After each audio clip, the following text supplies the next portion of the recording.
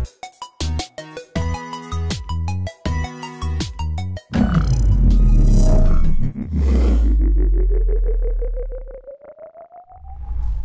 semuanya, balik lagi sama gue Luis di Keren Tech ID. Jadi seperti yang kita semua tahu kalau Razer belakangan ini lagi cukup agresif dengan line up mouse-nya mereka.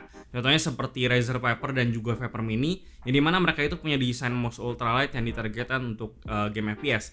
Dan nih gue juga cukup terkesan dengan kedua mouse tersebut. Kalau misalnya kalian pengen tahu alasannya, kalian bisa nonton di card yang ada di atas sini. Nah, dengan kesuksesan kedua mouse tersebut, gue juga jadi cukup optimis dengan line up produk mouse mereka lainnya. Contohnya seperti Basilus V2 dan semua line up Basilus lainnya yang sekarang ini udah cukup beragam. Dan bagaimana kompetisinya dengan si G502 dari Logitech, karena kedua mouse ini kebetulan punya target atau punya tujuan yang sama. Nah, sebelum gue mulai lebih detail lagi, gue mau ajakkan dulu untuk subscribe ke channel ini, karena gue masih akan nge-review barang-barang yang keren lagi. Dan jangan lupa untuk nyalain lonceng di bawah supaya nggak ketinggalan notifikasi kalau misalkan channel ini lagi upload video. Razer Basilus V2 ini ada beberapa versi, yaitu Basilus V2 versi kabel, lalu yang kedua Basilus X Hyperspeed yang adalah versi wireless tanpa kabel, dan ada beberapa fitur yang di-cut seperti RGB lighting dan sebagainya. Lalu satu lagi adalah Basilus Ultimate yang adalah versi wirelessnya si Basilus V2 kabel, yang adalah versi lebih lengkapnya. Dan untuk pricingnya sendiri sebenarnya agak sedikit membingungkan buat gua, karena si Basilus V2 versi kabel ternyata punya harga yang lebih tinggi dibandingkan dengan versi wirelessnya, yaitu si Basilus X. Meskipun si Basilus X ini bisa dibilang punya fitur yang lebih minim dibandingkan dengan versi yang kabelnya,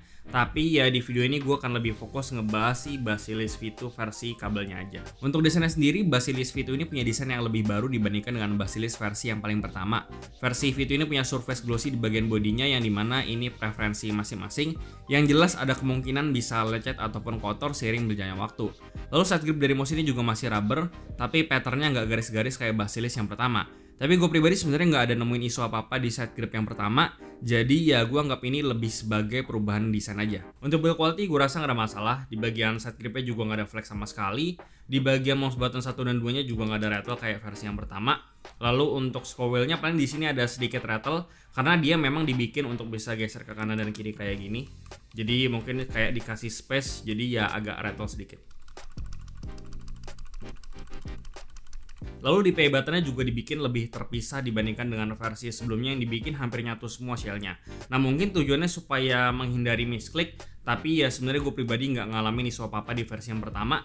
Jadi perubahan ini gue anggapnya cuma sebagai perubahan desain aja, karena jujur aja menurut gue si Basilus versi yang kedua ini lebih punya desain yang lebih cantik dan juga lebih modern dibandingkan versi yang pertama. Untuk shape sendiri, Basilus V2 ini juga bisa dibilang identik atau bisa dibilang sama persis dengan Basilus yang pertama, yang dimana punya shape ergonomik untuk tangan kanan. Tapi meskipun punya desain ergonomik, tapi mouse ini punya ham yang bisa dibilang ceper kalau dibandingkan kayak mouse ergonomik lainnya, contohnya kayak Zowie EC2 atau Rexus Daxa dan lain-lain. Kedua sisi set gripnya juga oke, jari kelingking dan jari manis gue juga nggak ada masalah dan nggak dipaksa lurus juga, jadi udah cukup nyaman. Dan untuk jempol gue juga nggak ada masalah. Lalu sebagai referensi, mouse ini juga punya shape yang persis dengan G502 dari Logitech. Maka dari itu kedua mouse ini bisa dibilang adalah saingan karena punya target market yang bisa dibilang sama. Jadi mouse ini sangat masuk banget untuk semua jenis grip style, mulai dari palm, claw, dan juga fingertip grip. Dan untuk rekomendasi hand size-nya untuk di bawah 18 cm dia bisa ke palm grip.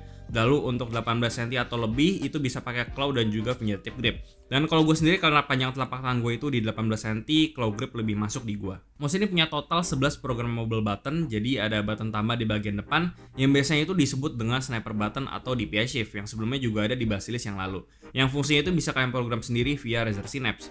Selain itu kalau kalian nggak pengen pakai button ini, kalian juga bisa lepas dan kalian bisa tutup pakai karet bawaannya. Lalu paling yang agak disayangkan menurut gue adalah kita nggak dapat spare 3 size untuk si sniper button ini. Nggak kayak di versi Basilus yang pertama yang dimana kita dapat 3 size, jadi kita bisa gonta-ganti tergantung dengan ukuran tangan kalian. Jadi kalau misalkan tangan kalian itu medium hand size kayak 18 cm, nah itu agak susah untuk reach bagian sniper button ini. Jadi ya agak disayangkan aja karena nggak nyampe kejauhan.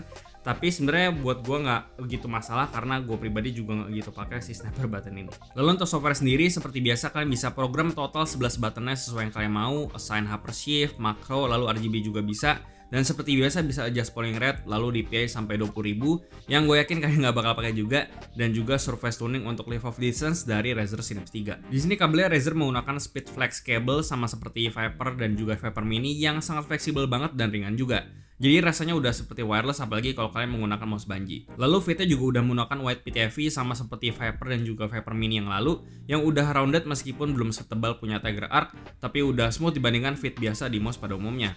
Oh ya, lalu di bawah sini juga ada profile switch yang bisa kalian pakai kalau ada. Mouse ini menggunakan Razer Optical Switch, jadi udah sama persis kayak Viper dan juga Viper Mini, yang dimana Optical Switch ini menggunakan semacam sensor untuk inputnya. Jadi secara teori nggak bisa double click kayak mechanical switch biasa. Feelnya juga masih mirip, tactility dan kliknya juga oke, meskipun menurut gue masih agak lembek. Lalu placement semua buttonnya juga overall gue nggak ada masalah. Dan yang paling gue kagum dari line up si Basilisk ini adalah kita bisa nge-adjust resistance dari si scroll wheel-nya. Jadi kalau misalkan kita mau bikin agak kasar atau kita mau bikin halus, itu udah bisa banget tergantung dengan preferensi masing-masing. Dan gue rasa ini adalah salah satu mouse yang menurut gue feel dari scroll wheel-nya itu sangat baik banget dibandingkan dengan semua mouse yang pernah gue review. Jadi nilai jualnya memang sedikit berbeda dengan Logitech G502 yang dimana punya fitur infinite scrolling yang mungkin bakal lebih kepake untuk browsing atau kerja mungkin.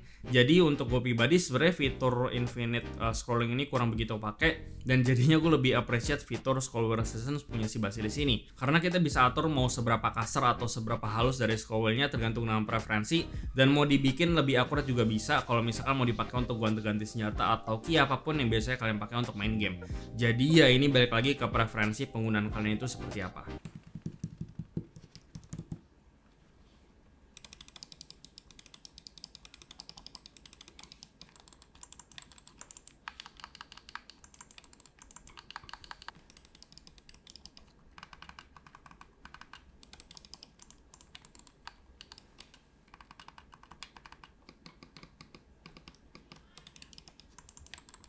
Ini kondisi scroll wheel resistance yang biasanya itu gue suka.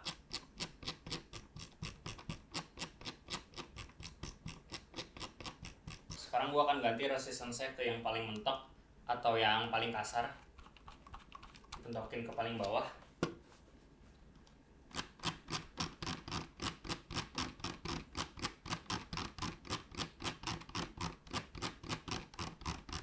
Sekarang gue turunin resistance-nya ke yang paling rendah. Jadi smooth banget dia.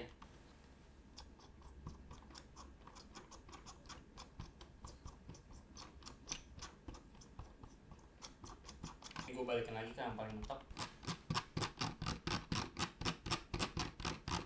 Dan untuk beratnya sendiri, mouse ini punya berat 92 gram. Beratnya memang nggak seperti mouse-mouse gaming ultralight lainnya kayak Viper, Model O, dan lain-lain. Tapi di sini gue sangat mengerti karena di Basilisk V2 ini kita dikasih satu extra button tambahan dan juga ada adjustment scroll wheel-nya, makanya beratnya itu cuma bisa reach sampai 92 gram.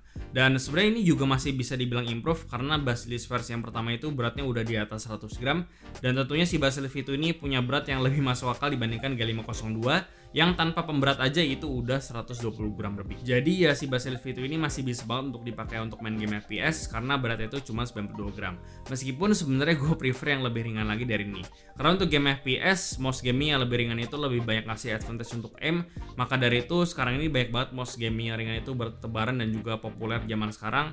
Tapi dari pengalaman gue selama masih di bawah 100 gram itu masih sangat acceptable banget. Untuk sensornya sendiri, mouse ini menggunakan sensor Focus Plus dari Razer yang punya 50G acceleration dan 650 IPS. Ini mana sensor ini udah sangat kencang banget, tapi levelnya udah di titik dimana udah nggak bisa dibedain lagi sama sistem motorik manusia. Jadi gua rasa nggak perlu dipikirin lagi untuk masalah tracking akurasinya, karena udah sangat baik banget untuk flex atau secepat apapun kalian gerakin mouse, ini tetap akan terbaca karena sensornya juga udah kencang banget. Untuk lift of distance juga gua rasa udah tergolong sangat rendah banget untuk di mousepad Zowie GTFX yang gue pakai, dan bisa kalian tuning juga LOD-nya kalau kalian mau. Dan ya pengalaman gue main game FPS dengan mouse ini seperti COD MW, Rainbow Six atau Valorant, aim gue nggak ada masalah sama sekali.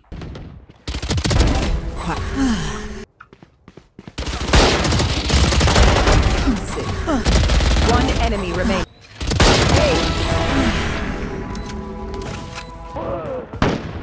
We're taking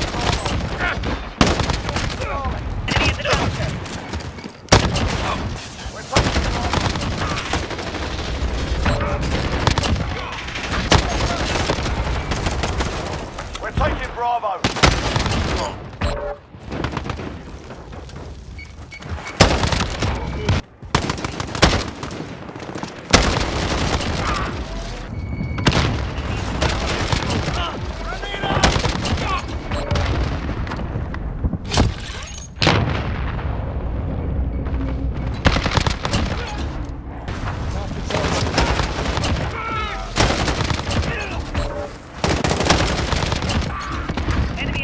Untuk kesimpulannya, Basilus V2 ini bisa dibilang adalah mouse gaming yang cukup versatile karena secara fitur punya tambahan ekstra programmable button yang menurut gue mungkin sebenarnya bakal lebih kepake untuk productivity. Selain itu karena performa sensornya juga udah sangat baik banget dan beratnya juga masih masuk akal, kalian bisa banget juga untuk pakai mouse ini di game FPS. Shape-nya juga udah sangat baik banget dan gue sangat setuju dengan Razer yang dimana if it and broke don't fix it.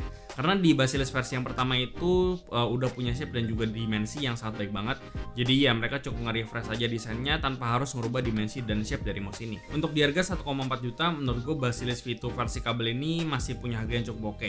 Mengingat si adiknya yaitu Basilus X Hyperspeed, dia itu meskipun wireless tapi punya beberapa fitur yang di-cut, contohnya seperti RGB, scroll wheel dan juga switch, meskipun harganya itu lebih murah. Jadi gue rasa itu aja review gue soal Razer Basilus V2. Seperti biasa, kasih tau gimana pendapat kalian di kolom komentar di bawah, like dan share jika bermanfaat, lalu follow semua sosial media kami di Facebook dan Instagram, lalu join komunitas kami juga di Discord dan juga line open chat, semua linknya ada di deskripsi. Yang terakhir jangan lupa untuk subscribe. Gue Luis dari Krengitech ID, sampai jumpa di video berikutnya.